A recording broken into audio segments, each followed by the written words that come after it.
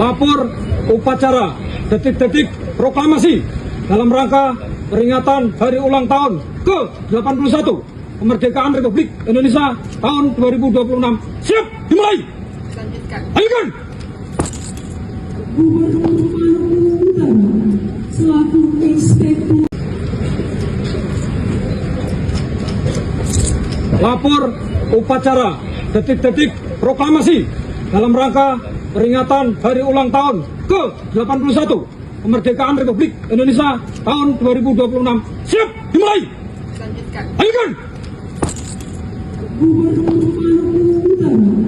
Selaku inspektur. Dapat pinjaman kur berapa? 30, 35, 40, 40, Bayar kapal berapa? 25, 30, 30, 30. 3 trip 1 bulan 15 juta, kurang lebih. Buang ongkos 1,5 juta. Iya, buang ongkos 1,5. Anggaplah buang ongkos 2 juta. Bapak cicil 1,5 juta. Dan lain-lain Bapak masih dapat bersih 10 juta. Ini kapal Jaos kalau Bapak jatuh.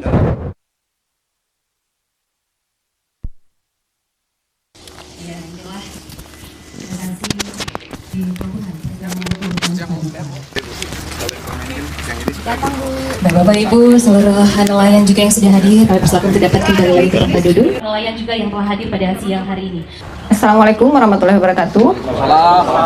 Yang saya hormati Kepala OJK Perwakilan Maluku Utara, Bapak Adi Surahman, Kepala BRI Cabang Ternate, Bapak Agus Arsyad, Kepala DKP Provinsi Maluku Utara, Bapak Fauzi, Manajer Yamaha, Bapak Feki, dan Manajer Suzuki, Bapak Ade, serta para nelayan yang sudah hadir pada siang hari ini. Pertama-tama kita panjatkan puji dan syukur kehadirat Tuhan karena kegiatan ini bisa berjalan dengan baik. Dari sosialisasi di bulan puasa kemarin, sekarang sudah ada aktualisasinya, dananya ada yang sudah cair, dan bahkan ada yang sudah pesan dan sudah jadi kapalnya.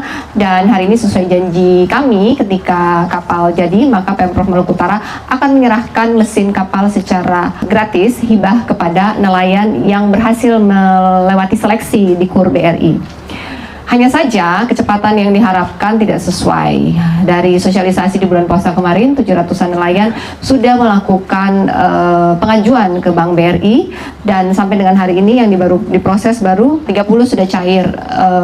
Masih ada 670 waiting list. Saya sudah berkoordinasi, ada Bank BNI, ada Bank BTN, ada Bank BCA. Jadi data 670 itu dikomunikasikan aja dengan BRI, berapa yang BRI bisa proses, mungkin BRI ambil 200, sisa 500-nya dibagi 100-100 di bank lainnya sehingga bisa lebih cepat. Izin kita menyesuaikan kuota persediaan mesin kita. Mesin kita dengan anggaran yang ada dapat 438. Sebanyak mungkin apply saja. Saya bisa tambah di perubahan, saya bisa nambah di CSR. Semakin cepat kalian apply, semakin dapat kalian masih bisa pilih Yamaha dan Suzuki. Tetapi jika sudah nanti kuota 438 habis, maka kuota tambahan CSR akan menggunakan Suzuki. Kenapa? Karena harganya setengah dari Yamaha. Jadi kalau mau Yamaha, segera apply di Bank Himbara terdekat.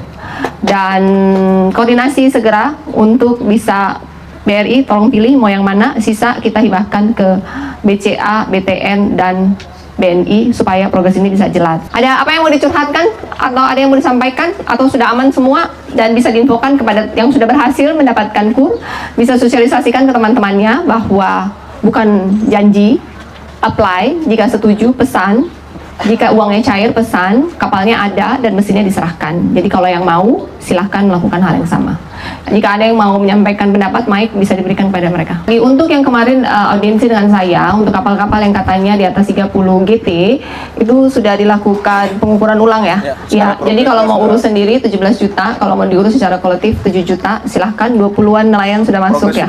Semakin cepat, semakin cepat selesai, semakin bisa akses ke BBM subsidi. Terima kasih, silahkan. Ada 3 masalah Ibu.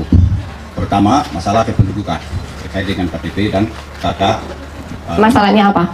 Masalahnya begini Ibu. Kebanyakan nelayan kita ini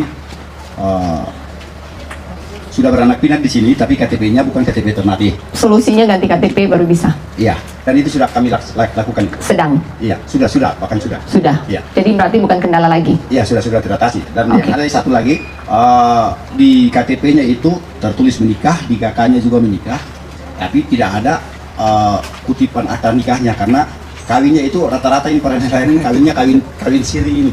Jadi tidak ada. Koordinasikan semua, dikumpulkan, kawin massal di pengadilan agama ditanggung oleh Pemprov. Terus yang kedua ini terkait masalah hutang piutang. Hutang di bank BRI maupun di bank-bank yang lain, di leasing maupun di kredit place atau apa, bahkan di pinjol. Terus yang ketiga, Bentar, yang kedua itu tidak bisa saya bantu. Itu belajar bagi yang belum masih bersih namanya. Pertama, jangan pernah pinjamkan KTP kepada siapapun yang nanti memanfaatkannya untuk pinjol. Yang kedua, dalam hidup itu yang termahal adalah integritas dan nama baik. Jadi jika diberikan kepercayaan, buat yang sudah diberikan kepercayaan, yang sudah cairnya juga kurnya hari ini 35 sampai 50 juta, dijaga nama baik. Satu-satunya yang dimiliki yang tidak bisa, kalau sudah rusak itu tidak bisa lagi adalah nama baik. Jadi yang punya banyak tanggungan belum bisa kami bantu, yang namanya masih bersih dijaga untuk tetap bersih. Berikutnya, kalau ada kegiatan lagi, apakah OJK bisa membawa sistemnya di tempat acara sehingga mereka nelayan ketika datang bisa langsung cek on spot apakah mereka PKP atau tidak? Insya Allah bisa nanti. Ya. Mudah-mudahan kita siapkan jaringan. Nanti kalau ada acara berikutnya coba kita dikoordinasikan kami siapkan. Baik Bapak Ibu, saling kami ucapkan terima kasih. Foto bersama Semoga tadi juga lancar. sekaligus mengakhiri Sekarang foto dengan kapalnya. pemerahan pada sore hari ini. Ayo, jalan. Sekali lagi kami ucapkan.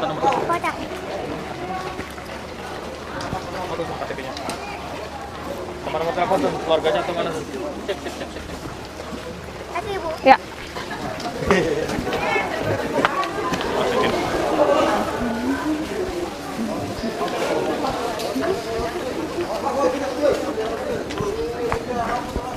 Mana kapalnya?